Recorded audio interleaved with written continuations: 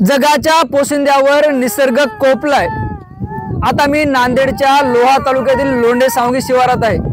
काल रात्री झालेल्या मुसळधार पावसामुळे नदी नाल्यांना मोठा पूर आलाय आणि सोयाबीन असेल, कापूस असेल, अक्षरशः ते पाण्याखाली गेले आणि लोंढे सावंगी गावातील हा महिलांचा आक्रोश आपण या ठिकाणी पाहतोय। खरं तर यांचं सोयाबीन हे सगळे पाण्याखाली गेले आणि त्यामुळे या माय माऊली धाय मोकळून या ठिकाणी रडताना पाहायला मिळतात। खरं तर जगाचा पोशिंदा बळीराजा आता जे आहे ते मोठ्या संकटात सापडलाय। आता सरकारनं पुढे येऊन यांना मदत करण्याची गरज आहे। आपले मावशी काय झाले, तुम्ही काय रडताय, काय झाले? इतकं होतं किती मोठं होतं, याला 40,000 रुपये खर्च केला एका एकरासाठी, आता चट्टाच वाहून गेला आमचे लेकरं बाळा कसे जगा, काय खावावे, पोटात हाक पडाले मागल्याने। काय मागणी काय सरकार? आम्हाला मागणी काय द्यायची, आता आम्ही कसं जगायचं ते सांगा आम्हाला। मागणी त्याला समजू नका, एका एकराला 40,000 खर्च करून काय करा आता आम्ही, इतके मर करून रात ना दिवस आम्हाला 5:00 पासून झोप नाही। 300 रुपये घ्याले तर लोक कराव कसं, खावाव कसं, जिंदगी करत असाल कसं ढकलाव आता आम्ही। आमच्या जवळ काहीच नाही, लोकांचे पैसे याजानं काढून एवढा खर्च करता आम्ही। आम्हाला पाहिजे की नाही काय आता त्याला समजून त्याला आम्हाला पाहिजे द्यावंच लागते। रोज मंजुरी करून आम्ही खतबी केल्या। आपण बघतोय सगळीकडे नवरात्र महोत्सवाची धामधूम पाहायला मिळते, मात्र ही माऊली माय माऊली कापूस पाण्यात खाली गेल्यामुळे अशी धाय मोकळून रडताना आपल्याला पाहायला मिळते। सरकार या माऊलीचे डोळे पुसणार का हे पाहणं महत्त्वाचं ठरणार आहे। आपल्यासोबत दुसऱ्या मावशी काय नाव आहे? लक्ष्मीबाई साहेबराव लोंढे।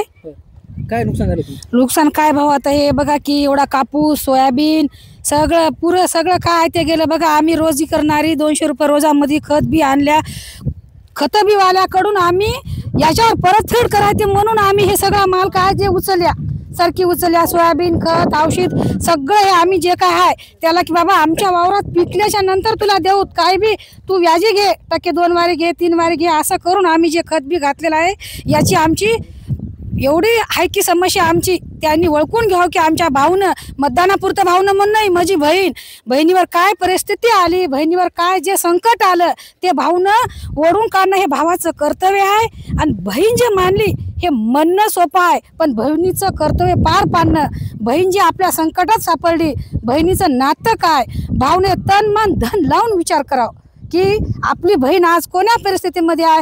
लोकांचे याजानं शेकडा 200-300 पैसे जे आरतीवाल्याचे काढून स्वतः आपली बहीण राबराब कष्ट करते। स्वतः मी इथं तुम्हाला दिसायला का रस्ता गाडी येईना, बैल येईना, कोणतं ट्रॅक्टर येईना, स्वतः हे जे डोक्यावर जे आणून जे खत हे बहिणीनं एवढं झोपिले का।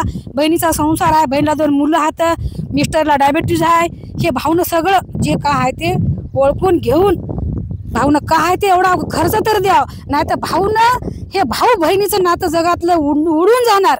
उगा मी बहिणी हाव तुम्ही माझ्या पाठीशी हा असं भाऊनं हे काय बी बिनकामाचं आश्वासन देऊ नये का, ते भाऊनं छान विचार घ्यावा। आपण बघतो या लाडक्या बहिणीनं जे ते सरकारकडे अर्थ हाक घातली आहे। आता भाऊनं बहिणीला मदत करावी अशी मागणी त्यांनी केली। मावशी काय नाव? इंदूबाई।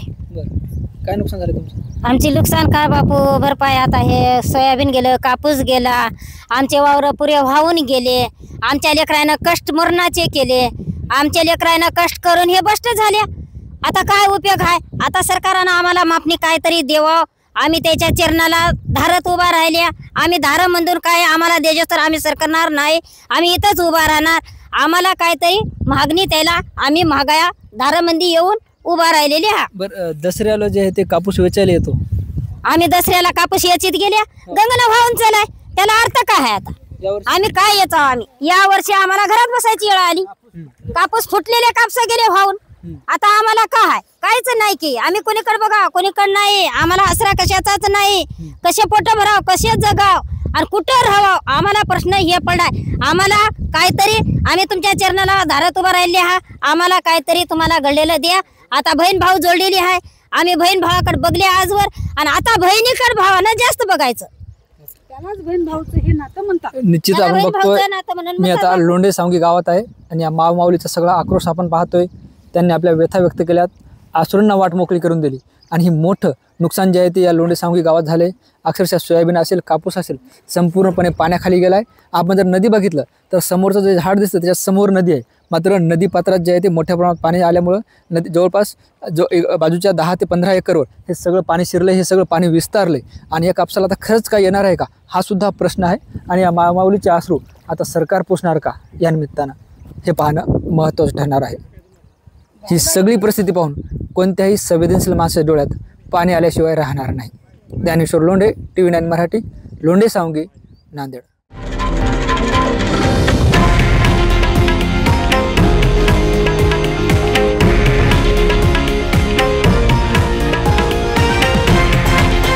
हे आहे देशातील नंबर 1 न्यूज नेटवर्क आणि आपण पाहत आहात TV9 मराठी, एकमेव.